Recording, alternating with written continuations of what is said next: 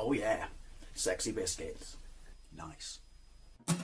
Long boys blues, 1975. YouTubers on the rise. Reviewing games late at night and sometimes friends. But Long boys blues, 1975.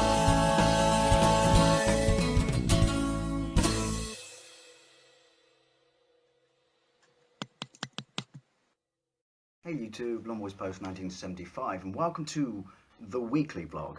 That'll make sense if you saw last week's video, last week's vlog, which wasn't a Wednesday vlog. Saying the weekly vlog is going to take a little bit of getting used to, but not really in this case. Stutter right at the start. At least I didn't clear my throat. Anyway, you've read the title. This is going to be another entry in my nostalgic memories of videos. I love doing these videos. I've got so many of these, you know. I'm one of those people, call me sad, who gets an idea and writes it down.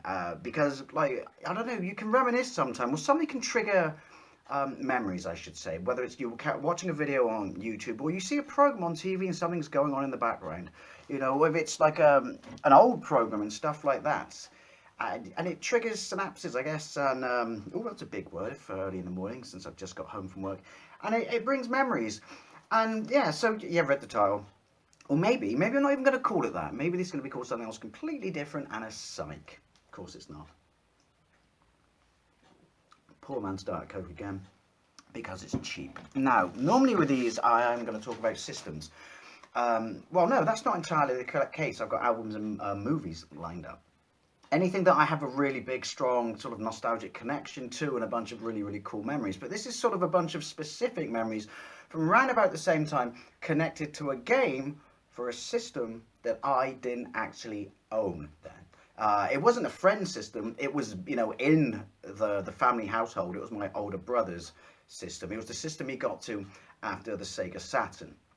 And it was a little more easier. Well, I guess I had approval for access to this machine, but we'll get to that. So I think it's safe to say there are certain games that come along that even if you didn't own the system, that game affected everyone and touched everyone. And that may sound like a strong descriptive term, but it's entirely true. And this game, for me, and I'm sure loads of you have got memories on this, and that's why I thought I really want to do this video, because I really enjoy, you know, reading comments.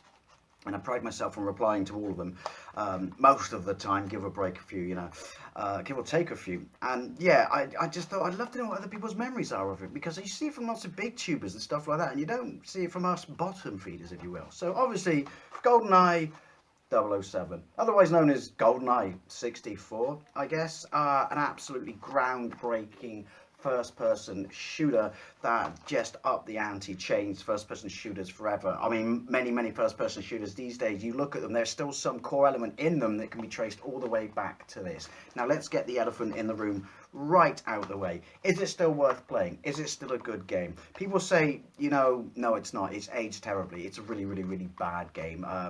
It's enjoyable if you're extremely nostalgic, or, you know, like into retro and stuff like that, but it doesn't deserve this label it's got as one of the greatest games ever. I say bollocks. It's a fantastic game. You've got to remember, look at it, well, to look at it retrospectively, that it's not gonna, you can't compare it to games now, but that doesn't detract from it being a fun experience, because it's still quite a deep, you know, experience, especially considering first-person shooter camp where it came from. Now, it was released in 1997 based on the 1995 movie Goldeneye, which brought the franchise back after it was suspended, the right word, over rights or something, in 1989. This starred Pierce Brosnan, his best movie, the only good Pierce Brosnan Bond movie, and it was absolutely fantastic. Now, it was supposed to be out in 1995. It started development, it was developed by Rare, formerly, you know, Ultimate Play the Game. If you're British, you know, I mean, if you're not, and you know who Rare are, you know they're solid gold, but the fact that they came from Ultimate Play the Game, an absolutely amazing software house from my neck of the woods, means good stuff was always going to come from them. Now, was it a launch title? I don't know, but it was in development for, you know, 2 years. At some point, Nintendo pulled their money from it because it was taking absolutely too long. They lost all their faith in it. I mean, that was restored when it became, what, the third biggest selling game on the N64, like 8 million copies or something. But I'm getting ahead of myself. Originally going to be I think it was going to be an on-rail shooter, and then they decided to go a little bit more into it and do, you know, first-person shooter. And they wanted to make it sort of I wouldn't say expansive, it's certainly not, sandbox and stuff like that, but I don't know, make you feel part of a bigger world, if that makes sense. Hence the fact that this has aged a little bit weirdly, that you can move around, ultimately achieve nothing, particularly in the snow level. But it makes you realise that there's a little bit more to just straight line, adventuring or first person shooting. Anyway, yeah, so it came out and the rest was history, and it got rave, rave, rave reviews. They said graphically amazing, all the weapons, all the gadgets, the story, unbelievable.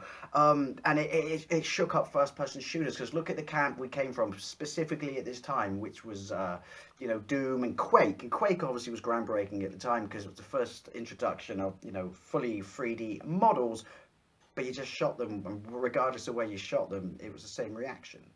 Again, I'm jumping slightly ahead of myself. But what did I love about Goldeneye? What were my first experiences? Well, my brother had a Saturn and he would never let me play. I mean, I had a PlayStation, but there was stuff on this Saturn I wanted to play. So it was a case of sneaking into his room when he was at college, or first started his youth trading scheme and stuff like that. But I never had his blessing to do it. And the times where I got caught, and my twin brother got caught, shit hit the fan. Anyway, so the thing is, time went on and he realised, he regrets it now, but he realised that the Saturn was, a sinking ship or losing ground to the PlayStation. And so when the N64 came out and he had a proper job and could afford it, he jumped ship. Now, at this point, it was kind of annoying because he then overtook me with my PlayStation 1. But, I mean, other than Shadows of the Empire, there was nothing that really, really, truly, blew us away. And even that then was just kind of, it was the Star Wars license and the Snowspeeder stage, basically. I mean, Mario 64, yeah, you're not going to believe this, not a fan, to be fair, not a fan. Wasn't a fan then, not a fan now. Don't doubt its importance in the big picture, but it never floated my boat. But obviously all the magazine shots came out of it in this constant development, and in the launch date of Goldeneye, and we all wanted this because we were all big Bond fans, and were blown away when it came back with Pierce Brosnan, and that it was such a solid movie. So a first person shooter, saying solid 3D graphics, all these weapons, all these gadgets, a story based somewhat on the film, and things such as headshots, body shots on the body that were recognized individually in certain areas and stuff like that. Gadgets again. It was gonna be absolutely something. I gotta stop playing with my face in these vlogs. I do it when I edit these videos back. I do it all the time and notice, dear God. And so yeah, it's super excited. Now at this point, I was working in a little store in Bedminster in East Street, which now is shut, but last was, when it was open, was a legal high store. Oh dear. But once upon a time was, and this is, obviously 97-ish, 96, 97, well 97 for Goldeneye, but I started before that, was like a kitchen appliance store. But down the road was, and it wasn't Pink Planet then, but it's Pink Planet now, so it's still open, was a game store. I want to say, was it Electronics Boutique or EB, or am I blurring my memories with Canada? Because I'm sure one of those was over here at some point. So by all means, correct me in the comments. And they would take, even back then, because you didn't really pre-order games back then, you didn't need to. They were taking pre-orders for Goldeneye, and he never thought to pre-order it. So I did an absolute, act of genius, slice of fried gold. I pre-ordered it on the assumption that he would want it in my name.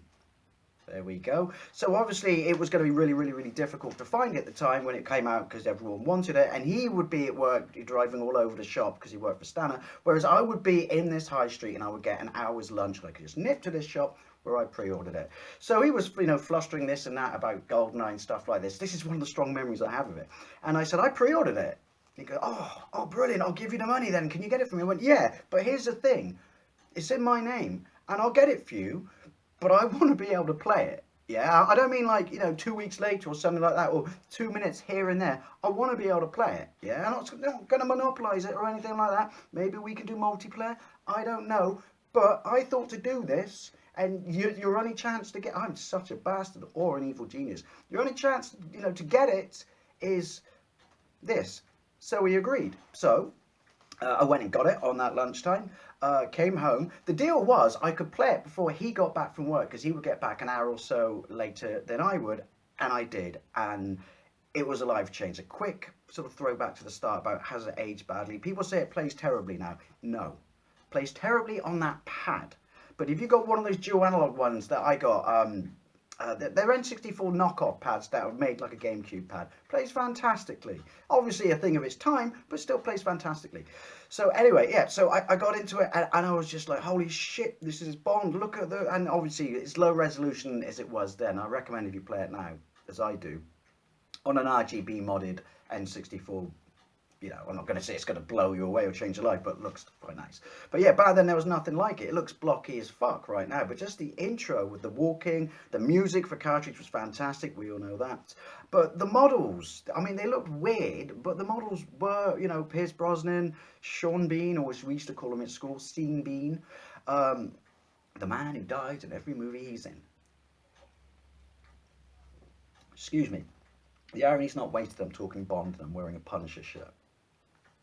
So yeah, it was this whole, it was a cinematic experience, and it was leaps and bounds, you know, ahead of what I'd seen on the PlayStation, and this was like easily the most in-depth Bond game ever. And so just the first level alone, I could just constantly just keep going back to the start. You know, I didn't play multiplayer for weeks just because, like, Headshot, that was unbelievable at the time. Body Shot, I used to catalogue the scientists by not trying to kill them, but shooting every single one in the arm, so I knowed that I had met them before. But yeah, just doing the tasks alone, you know, making it a little bit more above than every other shooter. And the reason I have such strong nostalgia to it was I was a PC guy as well at this point. And this was, well, meaning my mate had a PC because I used to play Quake around his house, and it was GL Quake and stuff like that every night and stuff. But this was just, I love Quake. It's one of my favourite games of all time. People know that. One of my favourite first-person shooters of all time. But this was streets and heads above that because of the headshot mechanic, because of the gadget mechanic, because of shooting people in the hands and legs and stuff like that. It was, I can't explain to you, I'm sure most people who played this back then on launch know, you know, that like it was like a reset in your head of which is every other first person shooter from now on is fucked. Everything that has come before this is out of date and pointless to play now. Bold statement, possibly a little bit, but those are my memories of it. And the fact that there were all these cheats in it, Donkey Kong head mode and stuff like that. You know, all the guns, the levels, the 4 extra levels, they're just, I know we were all looking forward to the fact that you were supposed to play as all the Bonds, but they couldn't do that because of the licensing. But yeah, it was just like so much love was poured into this game, and little things that I would, you know, that a game was good because you would constantly go back to the same level or have a favourite level. It wouldn't matter about necessarily progressing through, and I did eventually and beat it, which took a while because it was shared time and more time for my brother, rightly so, because it was his console. But things like the snow stage, and I think there was a game to make sniping guns, zooming sniper guns, like a standard, you know, first-person weapon. Obviously, the guns had weird names, didn't they, because they weren't licensed. But just so much fun with the, you know, the sniper gun and picking people off, and the whole stealth thing as well. The karate chop. I'm jumbling this up right now, but it was something else, and to get to play it from launch onwards, all because of a quick bit of thinking in my head, not having to pay for it or even pay for the console, because my brother had a decent job at this point. That, you know, appliance store paid dick, but it was convenient and stuff like that. But yeah, just so many loose memories of it, like going around the first stage and dropping in, like, you know, to the bloke in the shitter. The fact that you could shoot through doors, that was unheard of at the time. That was unbelievable. You know, double wielding. Holy shit, double wielding. The mines. Don't ask me how I found it out. The fact that everything was exploding. You didn't need a mine. You could shoot desks enough times and they would fucking blow up. Brilliant. To this day, I'm still a little bit scared about it. If I ever had a gun about shooting a desk, because you don't know, that can't come from, you know, nowhere.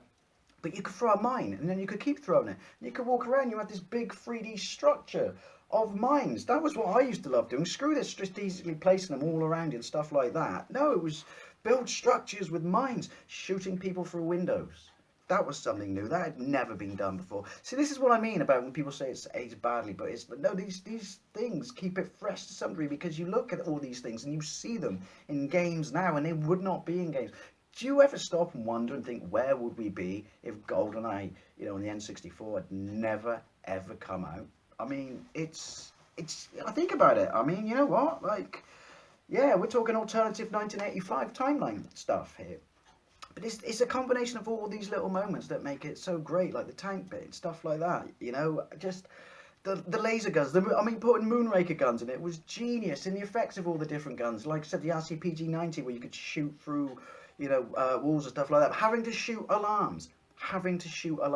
You know, the multiplayer and stuff that you had different characters, and because what was it, Odd Job,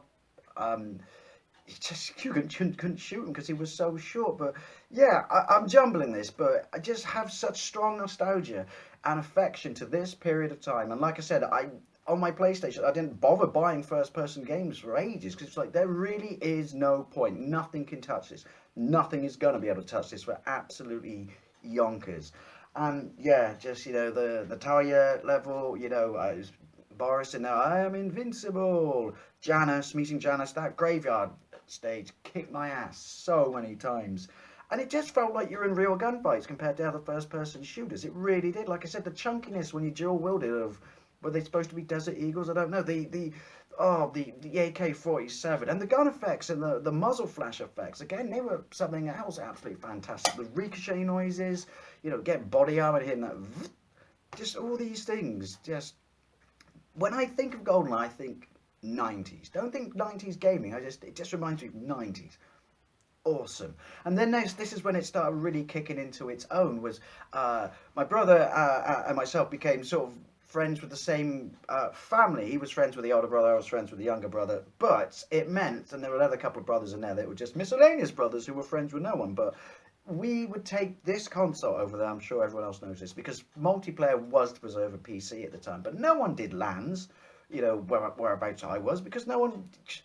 PCs were still rare then, and that would have been like some serious hookup and stuff. So, and playing down, 56k modems and shit like that was not the same. So this was when people say like it's primitive, it's on a screen, it has slowdown and stuff like that. You can see each other's views and things, and they've simplified the graphics. Bollocks. Big TV, that was a phenomenal thing to include in the game and an amazing achievement, and it brought multiplayer to consoles. This is why I have nostalgia for it. It brought multiplayer to a group of other individuals who didn't even know what multiplayer was or existed. As close as they got to it was, if they were lucky, was split screen racing or just one-on-one fighting. But for split screen first person shooting, unheard of. And that's why it was so groundbreaking. And how many nights and cans of beer and pizzas and fags did we go through? I mean, his N64 must have smelt like a fucking pub at one point.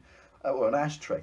But yeah, it got so much, that game got caned more than anything else. Other games would come out and they would be played for a bit, but ultimately this would be the staple fallback game. And they even he got from work, they were throwing it out like a drill case that he modified it so the N64 would fit in it, and it could be like the take around case for the N64, 4 pads would fit in it, power unit and stuff like that. And yeah, and even then you would still go back, the strength of the game, go back and play the first person missions because they were all so good, so entertaining, claustrophobic, engaging. And I said, this was also another reason I got such strong nostalgia for it, was no other game could you interact with the enemies and even just the civilians in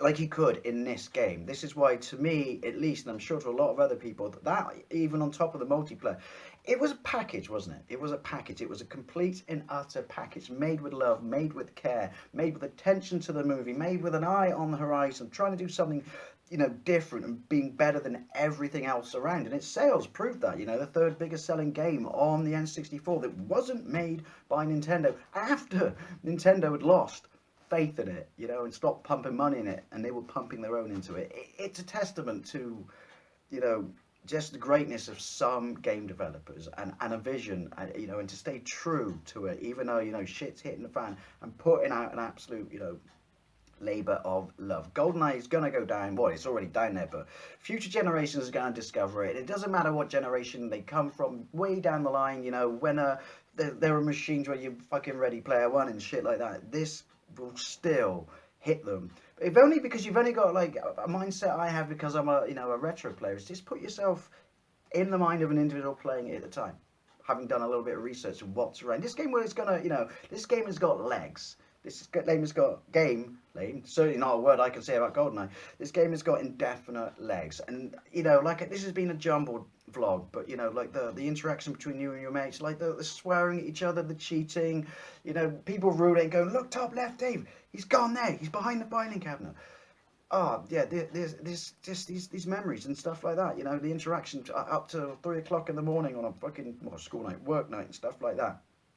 And yeah, you know, bitch talking your mates in the same room. And to me, the true multiplayer experience, I think nowadays some kids are just never going to understand or appreciate outside of fighting games, and even then they can play them online, which is 4 people, same couch, or 4 people, same front of room.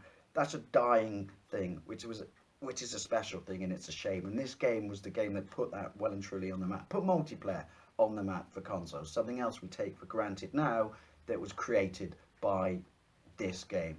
So yeah, and you know, it's aged as it is, you know, graphically and stuff like that. I still look at it and I'm still impressed because I've still got that 1997 Dave mindset. And I wasn't, you know, like an ickle kid in 97. How old was I in 97? Let's do the maths. I don't know, 22 or something like that. That's a quick guess. Don't correct me on that. Oh, please do. So yeah, it was just like the combination of more guns, and you know, people say it's got limited guns. No, combination of guns. You know, the lasers, the bazookas, the gadgets, the laser watch. You know, having to cut the fact that you could shoot locks. That was a brand new thing, wasn't it? It was an absolutely fucking brilliantly brand new thing. You know, cutting the panel out with your laser watch.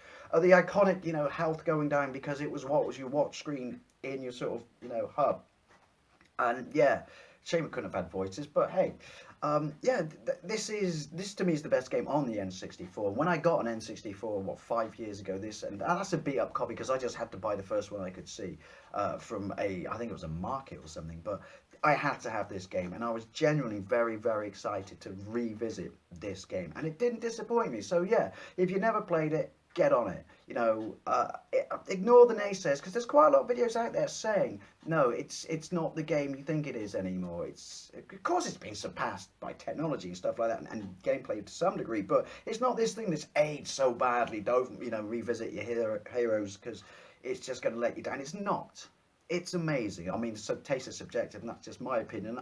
Granted, but it is an experience still now. You know, it's a grand bond. That's the thing we forget as well. It made movie games have to step up, you know, to the next stage as well. Because before this, they were just, I don't know, more often than not, just crap licenses slapped on a game that could have been anything. This was unmistakably Bond. And Bond at a first person. And even after this, knowing nothing else was going to be as good, we always wanted Bond games to a first person. And other companies knew that and always tried to, you know, capitalize on the success of this by ripping it off. God, I'm looking at you, EA, and you got the license and pumped out so much shit.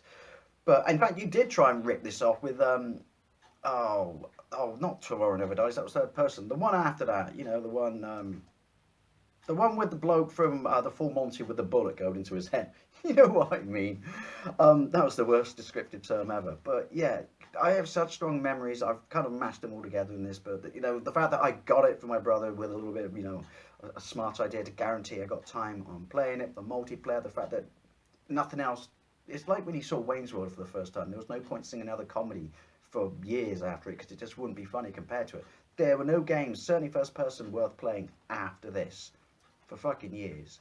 It's just a phenomenal achievement. It's still a phenomenal game, and it's 90s to me, and I have such fond memories and love for this game. So excuse me for being gushy and all over the shop, but yeah, my nostalgic memories of Goldeneye. Please, please, please, I would love to know what yours are. Assuming you sat through this video, because even by my vlog standards, it's all over the shop. But, and if you did, anyway, thank you very much for watching. I'll see you later.